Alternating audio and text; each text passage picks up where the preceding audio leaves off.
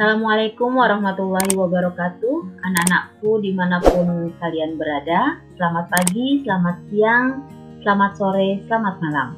Pada kesempatan kali ini kita akan mempelajari tentang cara penyajian data. Dalam penyajian data, tujuan yang hendak dicapai adalah sebagai berikut. Cara penyajian data itu ada dua, yaitu bisa dengan tabel atau daftar, dan yang kedua bisa dengan grafik atau diagram. Macam-macam penyajian data dalam bentuk tabel atau daftar ada tiga, yaitu tabel baris atau kolom, kemudian yang kedua tabel kontingensi, dan yang ketiga tabel distribusi frekuensi. Nah, tabel baris atau kolom seperti itu ya. Jadi ada baris, ada kolom. Kemudian tabel kontingensi. Di sini ada pembedaan pria wanita ya, kemudian dibedakan berdasarkan jenis kelaminnya pria wanita, kemudian ada kelas 7A, 7B dan sebagainya ya. Jadi ada dua hal yang disajikan atau tiga hal. Nah, itu namanya tabel kontingensi. Kemudian tabel distribusi frekuensi. Contohnya ya, di situ adalah nilai ulangan siswa kelas 7B. Nah, nilainya itu dinyatakan dalam rentang, kemudian ada menunjukkan banyaknya ya. Nah, itu adalah tabel distribusi frekuensi. Selanjutnya adalah macam-macam penyajian data dalam bentuk grafik atau diagram. Di sini ada tiga ya, diagram batang, diagram garis, dan diagram lingkaran. Nah, ketiganya ini akan kita pelajari. Untuk membuat diagram batang, diagram garis, dan diagram lingkaran, semuanya itu awalnya adalah kalian harus menguasai tabel ya.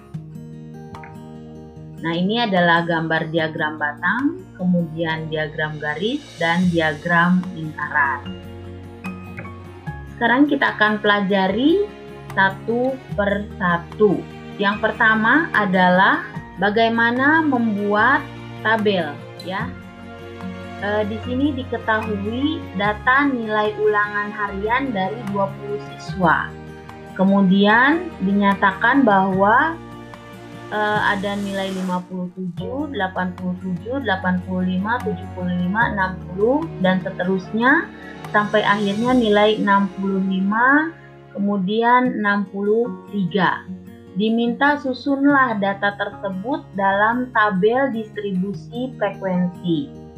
Nah, kita urutkan dulu datanya dari yang terkecil hingga yang terbesar.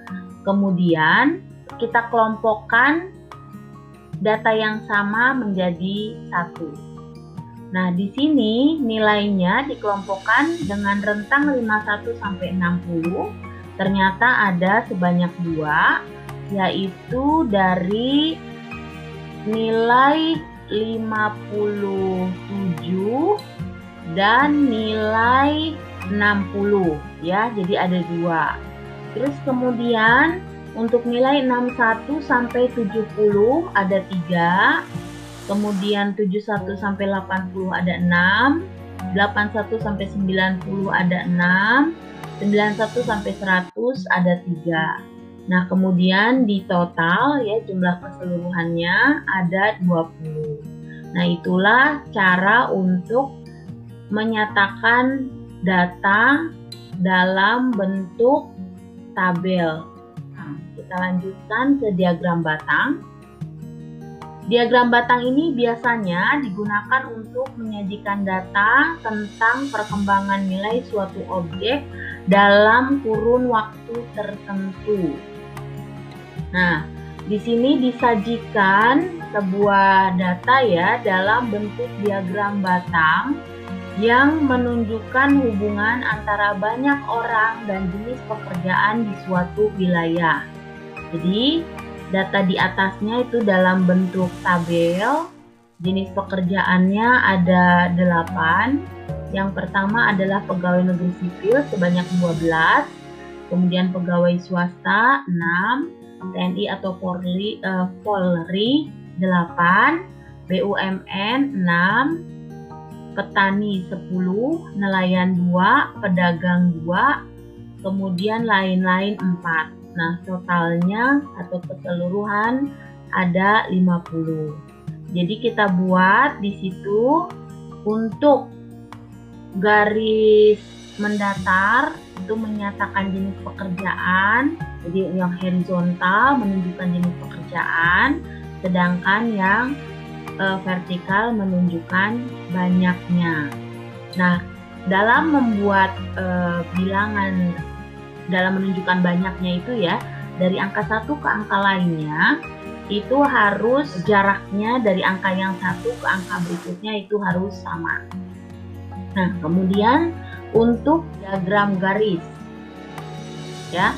Nah, di sini ada tabel, ya, yaitu kurs rupiah terhadap dolar Amerika Serikat. Untuk diagram garis itu biasanya digunakan untuk menyatakan data dalam waktu tertentu dan berkesinambungan. Jadi di sini dinyatakan kurs rupiah terhadap dolar Amerika Serikat dari bulan Januari sampai Desember.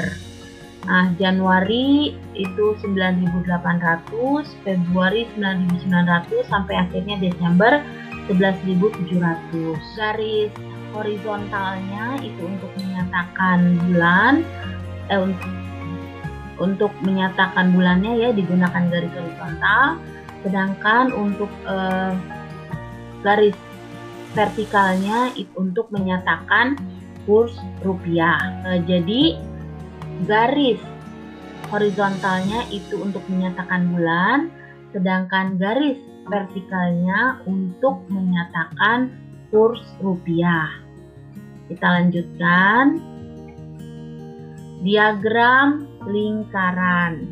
Nah, diagram lingkaran ini biasanya digunakan untuk menyajikan data dalam bentuk persentase. Nah, menyajikan data dalam diagram lingkaran itu hampir sama dengan menyajikan data dalam diagram batang dan diagram garis. Pertama, kita buat dulu tabelnya. Jadi kalau ada data, kita buat dulu tabelnya. Di sini dicontohkan yaitu jenis pekerjaan dengan banyaknya. PNS 12 sampai akhirnya lain-lain 4, kemudian kita total. Nah, bagaimana cara menyatakannya dalam diagram lingkaran? Kita harus menyatakannya dulu dalam persentase. Jadi misalnya untuk PNS itu ada 12, keseluruhannya ada 50, berarti 12 dibagi 50 kali 100%. Ya, 12 per 50 kali 100%. Nah, hasilnya itu adalah 24. Maka 24 ini yang kita gambarkan dalam lingkaran menjadi 24%, ya, dinyatakan dalam lingkaran menjadi 24 per 100 kali 360. Selanjutnya misalkan pekerja sosial itu ada 6, jadi 6 per 50 kali 100%. Maka menjadi 6 per 50 kali 100%. Maka menjadi 12%. Tahu kalau kita nyatakan dalam lingkaran berarti harus dalam derajat ya. Kita tahu bahwa satu putaran penuh itu 360. Maka kita harus menyatakan dulu atau kita mengubahnya dulu ke dalam derajat. Nah, 12 berarti ya untuk PNS itu kan ada 12.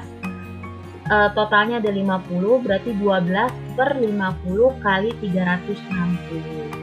Ya, nanti dihitung. Nah, kemudian kita gambarkan dengan menggunakan kusur derajat ya. Jadi hasil-hasil yang kita peroleh dari hitungan ya. Itu kita ubah ke dalam bentuk derajat.